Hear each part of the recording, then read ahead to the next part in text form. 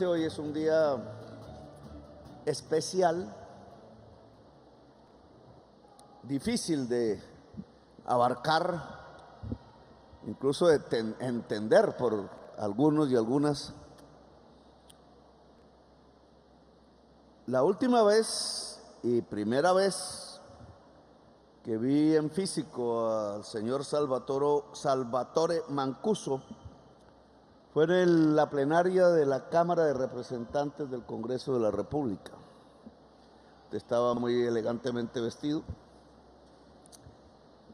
Lo aplaudían senadores y representantes a la lata, como dicen por ahí. Y yo me atreví a pararme y hablar. Ese discurso fue censurado, es difícil encontrarlo. Pero expresé lo que pensaba de ese proceso de paz. Lo que dije en su momento era que no me parecía un acuerdo de paz entre enemigos, sino que más bien me parecía una alianza político-militar. Y me dediqué ahí en los años aquellos a descubrir los nexos entre la dirigencia política del país y lo que se llamaba en ese momento el paramilitarismo que había asolado a Colombia. Hoy nos volvemos a encontrar. Han pasado varios años, más o menos 17 años, algo así. 19 años, 19. Y la situación para todos aquí, para usted y para mí, es completamente diferente. La historia, como alguien dijera, un filósofo, fluye en medio de sus contradicciones. Pero la historia siempre fluye. Y un poco el liderazgo consiste en entender más o menos para dónde va esa corriente de agua que se desplaza entre los dedos, que nunca se volverá a tocar dos veces, decía. Nunca, jamás se repetirá la historia. Si se repite, decía alguien, dejará de ser tragedia y comenzará a ser comedia. Estamos indudablemente en un país que ha cambiado, que es diferente, no ha solucionado sus problemas. Siempre habrá problemas, como en toda sociedad humana, como en todo ser humano. Pero afrontar los problemas es la dinámica de la persona, del ser humano, de la comunidad, desde que estábamos en la cueva. Alguien me dijo que no es hace 1.000.000 de años, sino hace 300.000 años. Pero desde entonces resolvemos problemas. Y estamos aquí hoy como seres humanos en este planeta porque hemos resuelto problemas. Y la resolución de esos problemas siempre ha sido colectivamente. Siempre ha sido ayudándonos. No es que apareció el mago y resolvió el problema por aquí y ya, no. Siempre en medio de la cueva, alrededor de la hoguera, siempre a la vera del camino, en la encrucijada, siempre, quizás debajo de un palo de mango, como dicen, se sentaba el ser humano con otro, mujer, hombres, a pensar cómo solucionar sus problemas inmediatos y concretos. A veces que se había acabado la comida, a veces que el gran animal que se cazaba ya no pasaba, a veces que el pez ya no estaba en el río, a veces que había que emigrar y caminar hacia otro lugar, nómadas, hasta encontrar la comida para las crías, porque siempre el primer objetivo era encontrar cómo esas crías podrían mantener sobre el planeta Tierra la especie humana, resolver problemas. Y yo creo que nos corresponde aquí, 19 años después, resolver unos problemas en la sociedad colombiana. Resolverlos ayudándonos. Quizás El error de la historia de Colombia ha consistido una y otra vez precisamente olvidando que fluye en aplastar a unos en privilegio de otros. Aplastaron a los indígenas, todos lo sabemos. Vengo de México, donde una presidenta se atrevió a decirle al rey de España que no era bienvenido. Quizás este rey no tiene la culpa, pero la simboliza.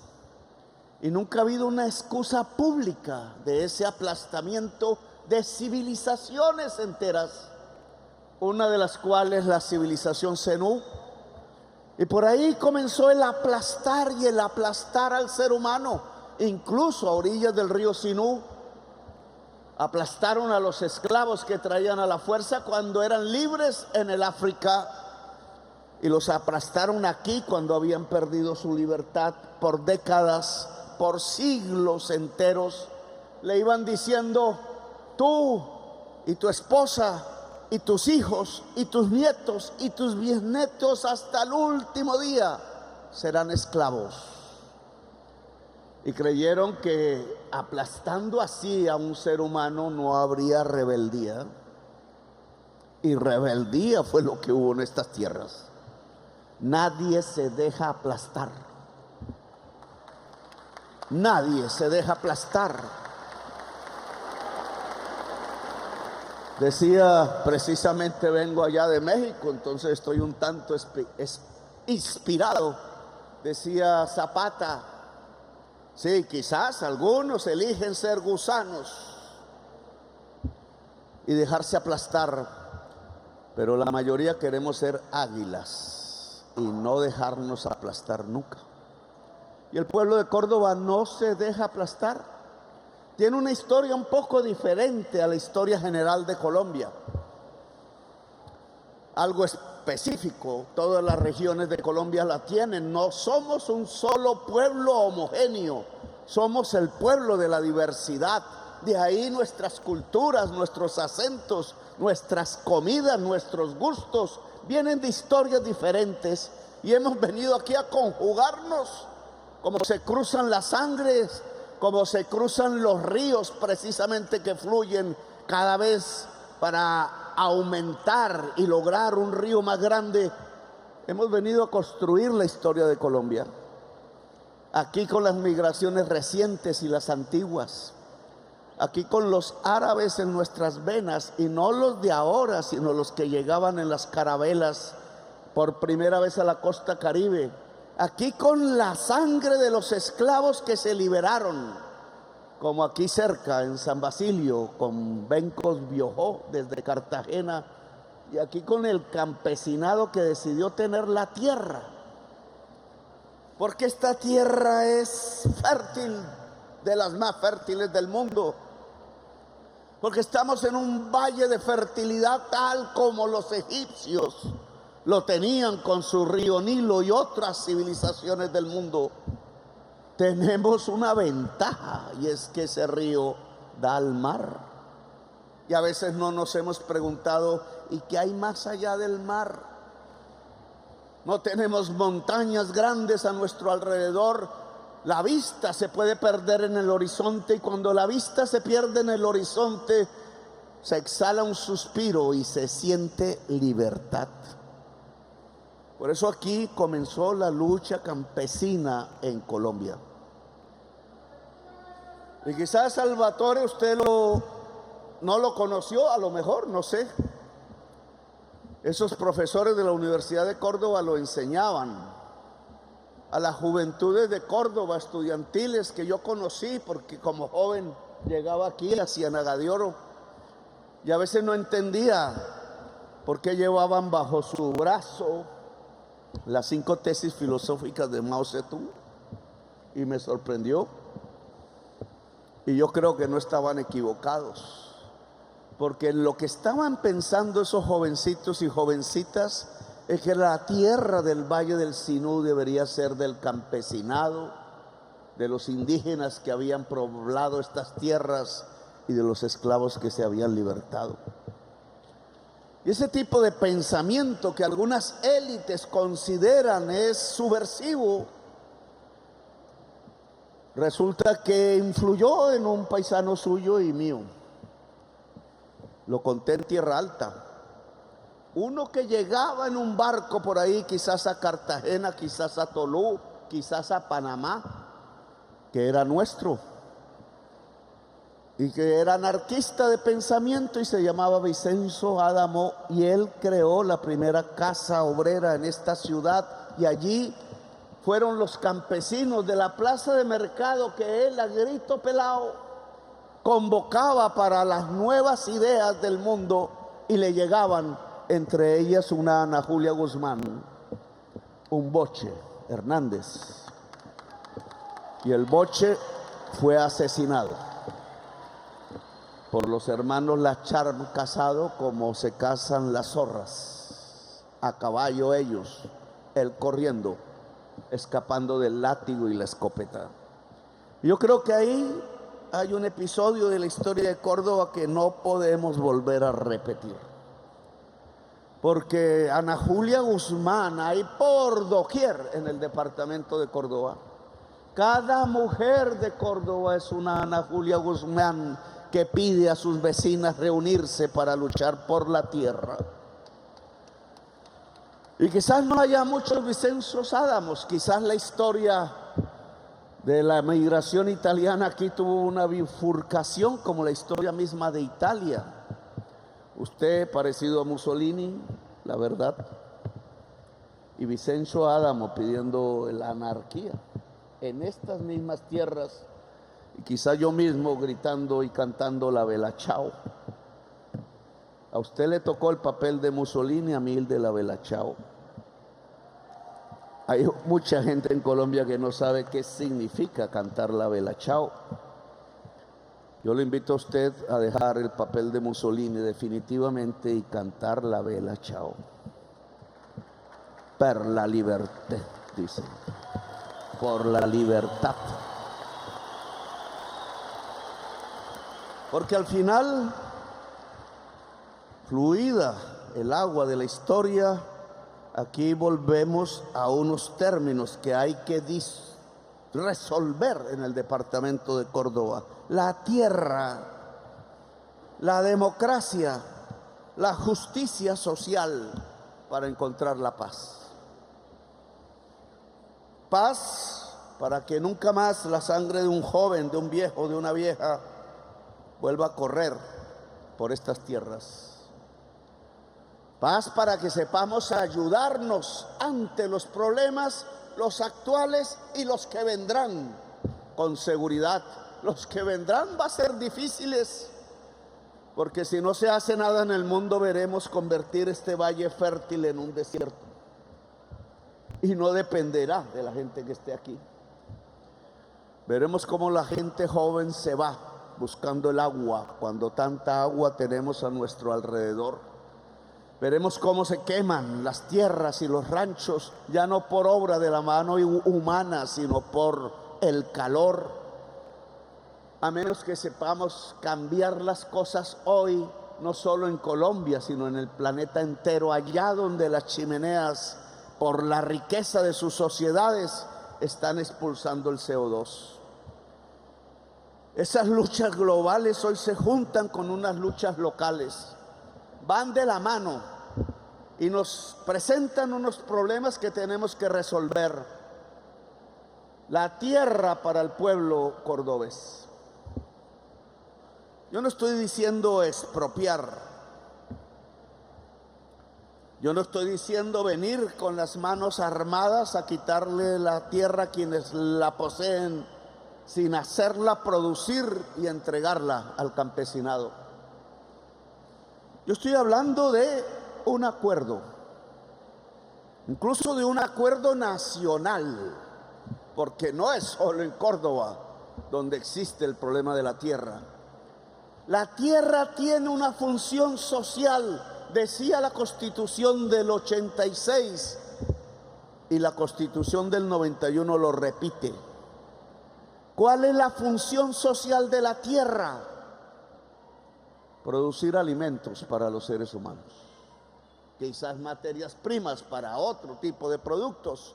Tiene una función para la sociedad, No se trata de tener la tierra por tenerla. Eso es feudalismo. Eso es vasallaje. Eso es lo más atrasado que una sociedad hoy en el siglo XXI podría levantar como tesis. No se trata de acaparar la tierra, no sirve para nada la tierra pelada. O una vaca cada hectárea o cada 2 hectáreas, o peor aún, como en la selva amazónica, una vaca cada 4, cada 5 hectáreas, mientras se ha tumbado la mayor riqueza que hoy tiene la humanidad para defender su vida, que es la selva amazónica. El río Magdalena no tiene ya peces. El río Amazonas ya no tiene peces. No me atrevo a hablar del río Sinú, pero indudablemente han disminuido los peces. Está cambiando la naturaleza y es el momento de ayudarnos. Que la gente campesina tenga acceso a las tierras fértiles es fundamental para que Colombia no tenga hambre. Así de simple. Que las tierras fértiles puedan ser también del campesinado de Colombia es fundamental para el desarrollo industrial, es fundamental para progresar.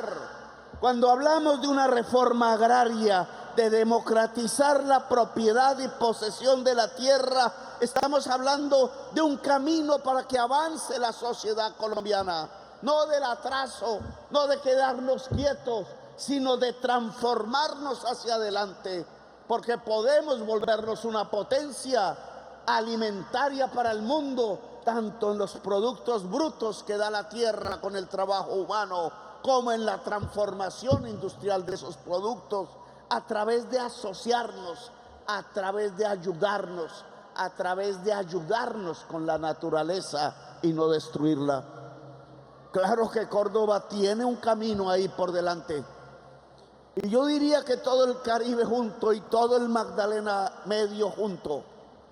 Si podemos caber en esta tierra, ¿por qué matarnos los unos a los otros? ¿Por qué matarnos con tanta barbarie y salvajismo? Ahí está el caso del señor Esteban, que acaba de ser asesinado, que es de Sucre, por su mayordomo. Según dice, no me atrevo tampoco a subrayarlo, el mayordomo con los cómplices mata al señor Esteban con 2 de sus empleados. ¿Y cuál fue el móvil? Parece que robarse el ganado. Matarse por la codicia cuando podemos caber todos aquí.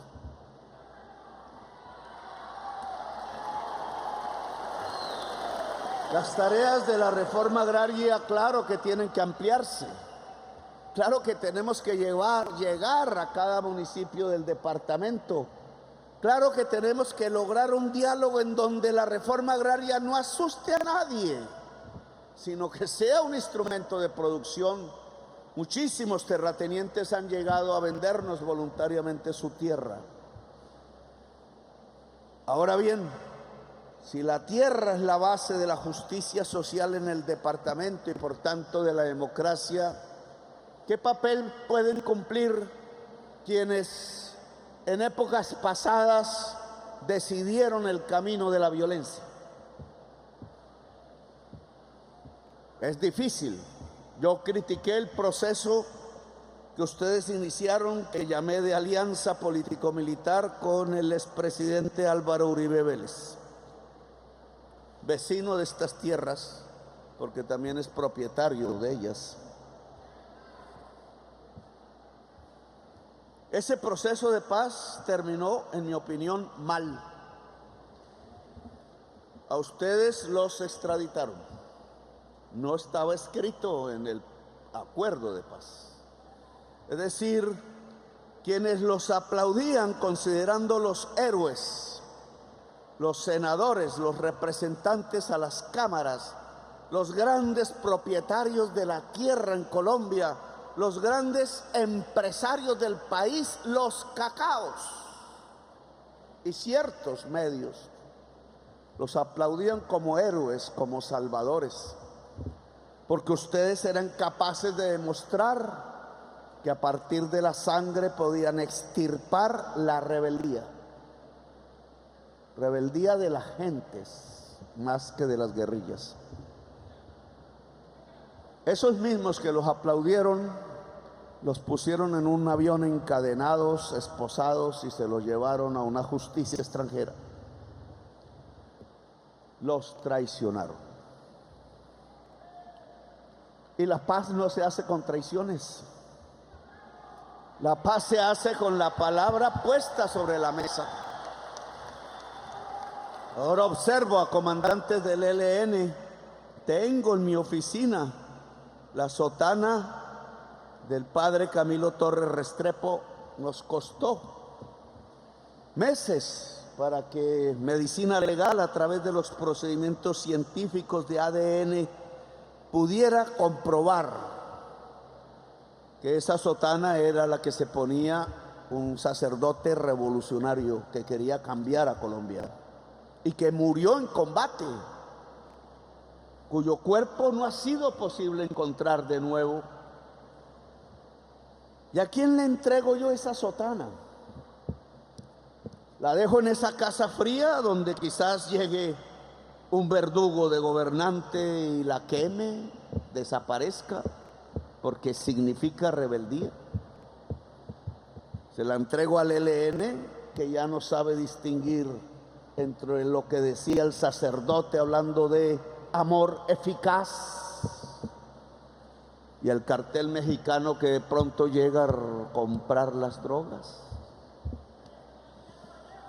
O al pueblo, que es el verdadero dueño de esa sotana del padre Camilo Torres Restrepo. Pero antes de resolver a quién entregarle la sotana, ¿por qué esa palabra del amor eficaz no conmueve hoy al comandante de su propia organización en la cual participó? ¿Por qué no es posible hablar de paz? ¿Por qué no es posible resolver los problemas de manera conjunta y la desconfianza va llenando de odio y de venganza el cuerpo humano y lo vuelve inútil para la construcción de la paz, para la construcción de la sociedad, para la construcción de la historia de Colombia?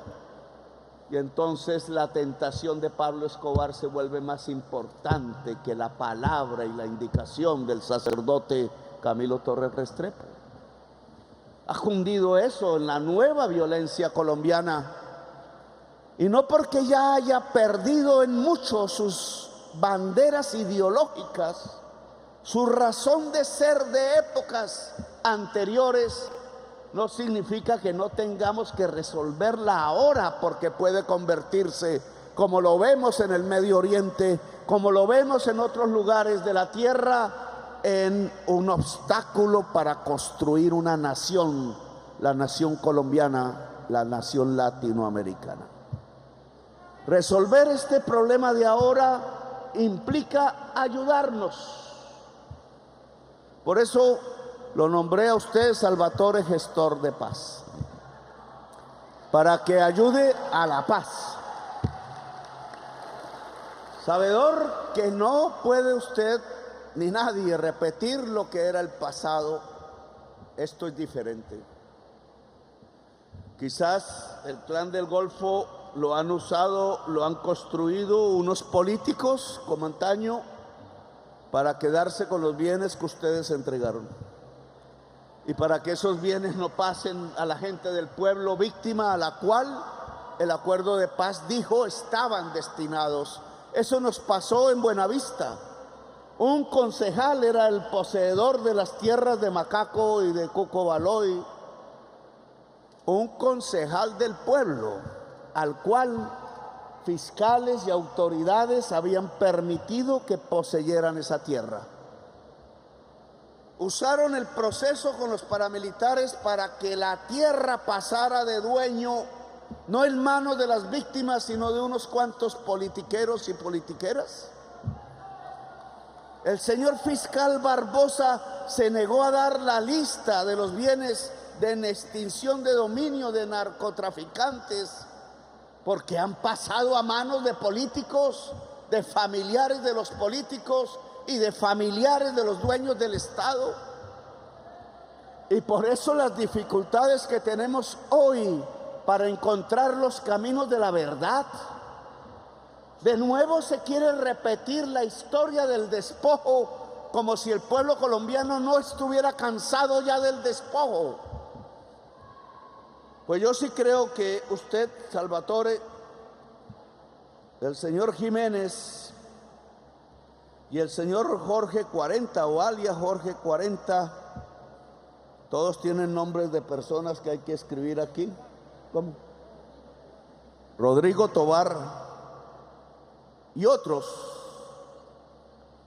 pueden, lo propongo aquí al frente de mi pueblo de Córdoba, podemos reactivar la mesa de paz, porque el proceso no ha terminado.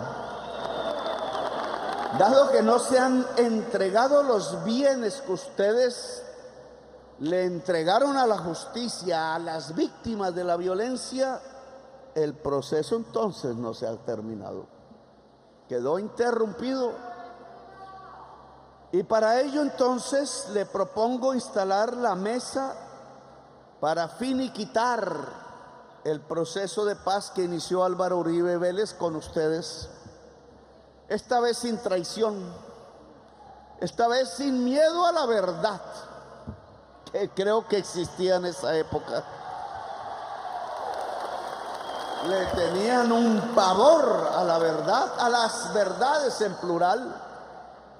Esta vez, para que el benefactor de ese proceso sea el pueblo humilde, campesino en general, no solamente campesino de Colombia, para que pueda ser resarcido.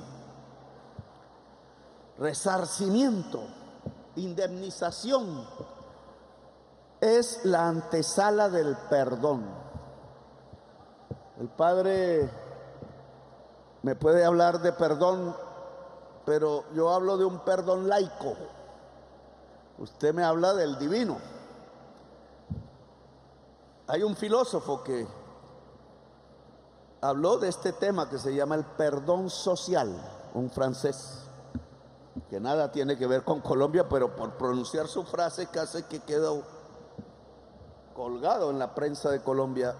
El perdón social. El perdón social no es un decreto de ningún gobierno, no es una ley de la República. El perdón social no se da desde el púlpito. El perdón social se da desde el corazón de cada persona que integra la sociedad colombiana. Empezando por el que ha sufrido, por la que ha sufrido, por la que ha llorado, un hijo, un marido, la víctima. El perdón social, decía ese filósofo, no puede aparecer porque yo lo quiera, sino que es un proceso histórico, es como una revolución. Perdón social y revolución van de la mano. Ministra, ¿de qué puso esa frase ahí tan bonita en rojo y amarillo? ¡Ay, Dios mío! Revolución por la vida. El perdón social es una revolución del alma, del espíritu, porque es una emancipación del odio, de la venganza. Cuando yo ya no odio, cuando yo no tengo ese impulso de vengarme, entonces mi corazón, a diferencia de cómo comenzó la vorágine, quizás la primera novela de la historia de Colombia, no se lo gana la violencia, sino se lo gana la mujer, se lo gana el amor, se lo gana la vida. Y hoy más que nunca la humanidad tiene que levantar la vida como bandera y como revolución, porque es por la vida que vienen. Es la vida la que está en peligro y no la de uno u de otro escondiéndose en un rancho, en una playa, escapándose del verdugo. el jinete que viene tras de ti, sino que es la vida de toda la humanidad la que está en peligro. Y por tanto se impone la revolución por la vida por doquier, revolucionarios y revolucionarios de la vida. Pero esos revolucionarios no pueden tener venganza en su corazón, no pueden tener odio porque se negarían a la vida. Y por tanto es el entendimiento lo que tiene que encontrarnos. Es la posibilidad de ayudarnos a pesar de la diferencia y a pesar del pasado. No podemos caer en el sifón del círculo virtuoso del odio tras el odio, de la venganza tras la venganza. Al padre de Carlos Castaño lo mató la FARC y Carlos Castaño mató no sé cuántos comandantes de la FARC. Y así podríamos seguir en un sifón cada vez más huracanado, pero hacia el abismo, hacia el fondo. Así que reconstituir el proceso de paz con el paramilitarismo colombiano y finiquitarlo, llevarlo a un final que es de entendimiento y que debe tener una, en mi opinión, propuesta y hecho definitivo, que es devolver todas las tierras. Que hoy tengan testaferros, que hoy tengan políticos, que hoy hayan ocultado en las notarías, que hoy esté en manos de otro tipo de organizaciones, devolvérselas al pueblo campesino que fue víctima de la acción para resarcir, para lograr el perdón social que, como Derrida, dicen los franceses, se convierta en una nueva revolución para Colombia, la revolución de la vida y la revolución de la paz. Voy a expedir esas cartas, espero que sirvan, nombrando gestores de paz a sus antiguos compañeros,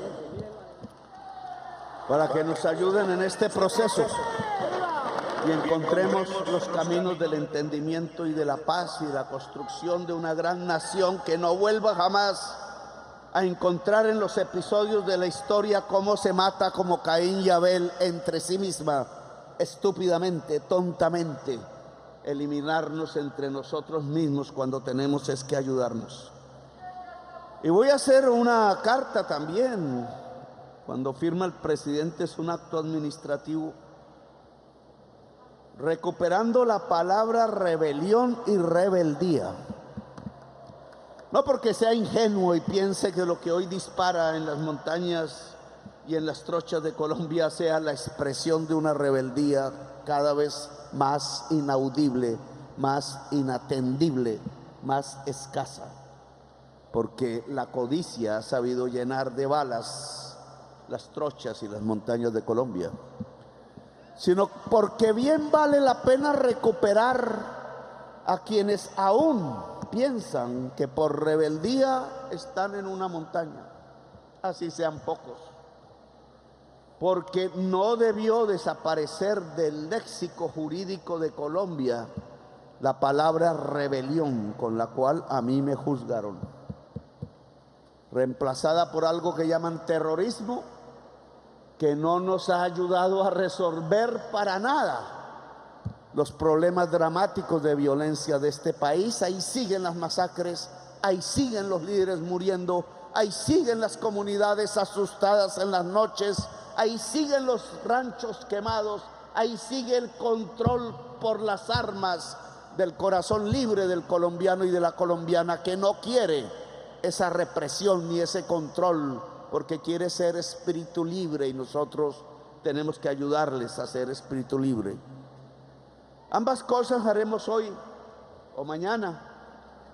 Y esta vieja violencia de la cual yo fui parte, por rebelde y por terco